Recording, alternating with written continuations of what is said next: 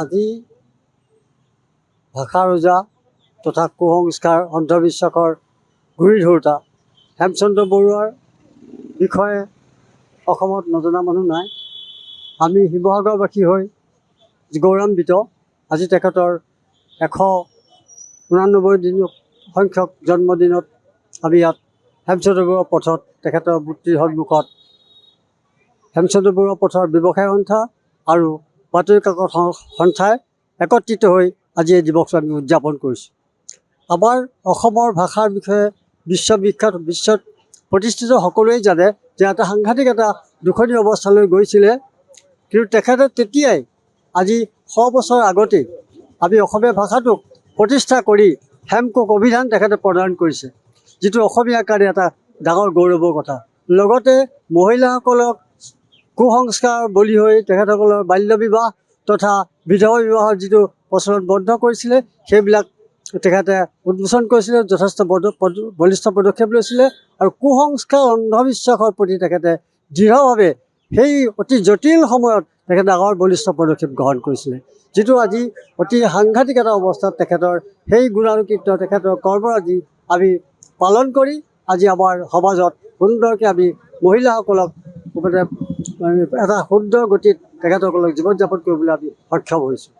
আজি এই দিনটোত আজি সকলো অসমীয়া প্ৰেমী, ভাষাপ্ৰেমী আজি এটা সুন্দৰ এটা দিৱস আমি ইয়াত অনুষ্ঠুপীয়াকৈ হ'লেও জাক জমকৰে আজি প্ৰায় যোৱা 8 তাৰিখে আমি আমাৰ লক্ষ্মীনাথ বেজবৰুৱা শিশু উদ্যানত এখন চিত্ৰাংকন প্ৰতিযোগিতা অনুষ্ঠিত কৰিছিলোঁ।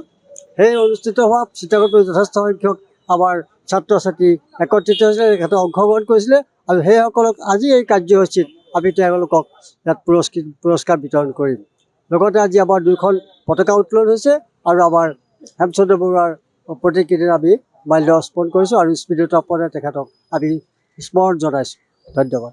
আজি ভাষা ৰজা তথা কুসংস্কাৰ অন্ধবিশ্বাসৰ গুৰি ধৰোঁতা হেমচন্দ্ৰ বৰুৱাৰ বিষয়ে অসমত নজনা মানুহ নাই।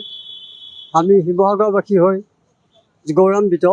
আজি তেখেতৰ 189 দিন সংখ্যক জন্মদিনত আমি ইয়াত হেমচন্দ্ৰ বৰুৱা পথত তেখেতৰ মূৰ্তিৰ সন্মুখত হেমচন্দ্ৰ বৰুৱা পথৰ ব্যৱসায় সন্থা আৰু বাতৰি কাকত সন্থাই একত্ৰিত হৈ আজি এই দিৱসটো আমি উদযাপন কৰিছোঁ।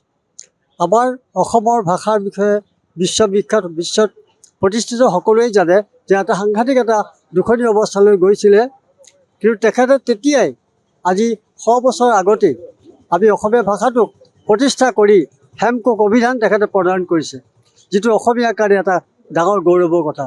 লগতে মহিলাসকলক কুসংস্কাৰ বলি হৈ তেখেতসকলৰ বাল্য বিবাহ তথা বিধৱা বিবাহৰ যিটো প্ৰচলন বন্ধ কৰিছিলে, সেইবিলাক তেখেতে উন্মোচন কৰিছিলে, যথেষ্ট বলিষ্ঠ পদক্ষেপ লৈছিলে আৰু কুসংস্কাৰ অন্ধবিশ্বাসৰ প্ৰতি তেখেতে দৃঢ়ভাৱে সেই অতি জটিল সময়ত তেখেতে ডাঙৰ বলিষ্ঠ পদক্ষেপ গ্ৰহণ কৰিছিলে, যিটো আজি অতি সাংঘাতিক এটা অৱস্থাত তেখেতৰ সেই গুণানুকীৰ্ত তেখেতৰ কৰ্মৰাজি আমি পালন কৰি আজি আমাৰ সমাজত সুন্দৰকৈ আমি মহিলাসকলক এটা সুন্দৰ গতিত তেখেতসকলক জীৱন যাপন কৰিবলৈ আমি সক্ষম হৈছোঁ।